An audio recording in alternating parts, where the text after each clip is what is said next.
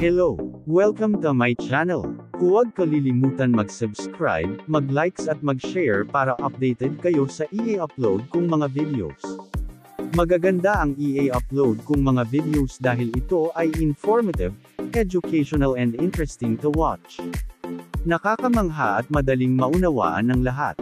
Marami kayong matututunan dito. Maghahatid sa inyo ng kaalaman at edukasyon. Huwag bibitiw, manood at makinig sa aking mga videos. Ang pag-uusapan natin ngayon ay tungkol sa hatol ng Regional Trial Court ng Taguig City kina Denise Cornejo, Cedric Lee, dalawang iba pa ay hinatulan ng serious illegal detention. Sa kasong ito, ibig sabihin matino at hindi kurap ang piskal na humahawak sa kaso nina Denise Cornejo at Cedric Lee. Dahil kung tiwali ang investigating prosecutor sa kaso tiyak na ibabasura ang kaso. Kaya naman na-file ang information sa korte. Sa hatol ni judge na nagdesisyon sa kaso at tama lang ang naging pasya o hatol niya. Matinong judge ito. Ganitong mga fiscal at judge ang kailangan ng ating hukuman mga patas magdesisyon, hindi kagaya sa mga fiscal sa Dasma Cavite at Manila mga kurap dyan ang mga fiscal, ikaw pa na biktima ang kanilang sisisihin kung bakit nagdemanda ka. Mga utak pulis, mga utak barangay, mga utak sekyo, mga utak taga-ombudsman na ang complainant pa ang kanilang sinisisi kung bakit nagdemanda. Sobra ang katiwalian ng mga fiscal dyan sa Manila at Dasma Cavite at Imus Cavite may judge dyan babae na sinisigawan pa ang complainant. Nasusuhulan kaya idinidismiss niya ang kaso. Ito naman natamad at walang alam sa batas na fiscal hindi man lang mag-file ng motion for reconsideration, hinahayaan na lang niya. Kasi nalagyan din siya. Kawawa lagi ang complainant. Biktima nang bibiktimahin pa ni fiscal at judge. Ang judge na ito ay sinisigawan niya ang mga complainant. Dapat malaman ito ng Korte Suprema ang katiwalian ni judge. Ikaw pa na complainant at biktima ikaw pa ang tatakutin ng mga tiwaling fiscal at judge sa Dasma Cavite.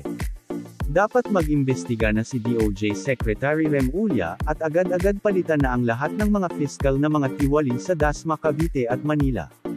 For sale na dyan sa Dasma Cavite.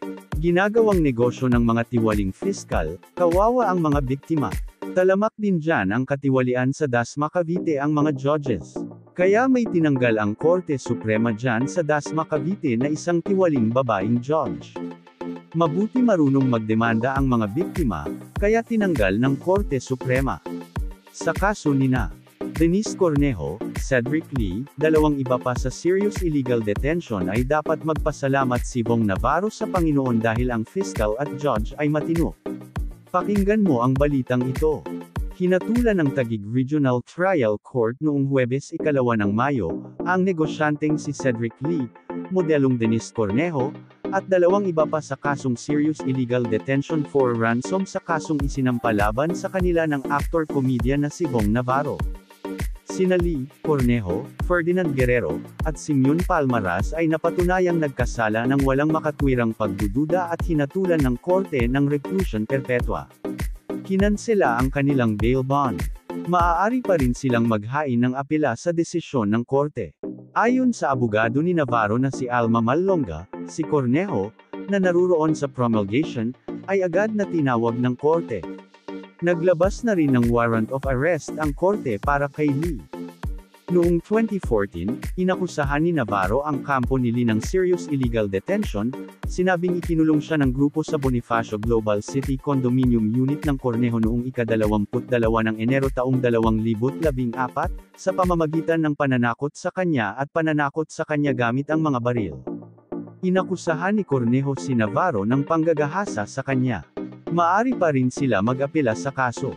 Bantayan nyo ang mga justices na hahawak sa Court of Appeals. Kasi marami dyan mga tiwaling justices. Kaya huwag muna kampante si Bong Navarro.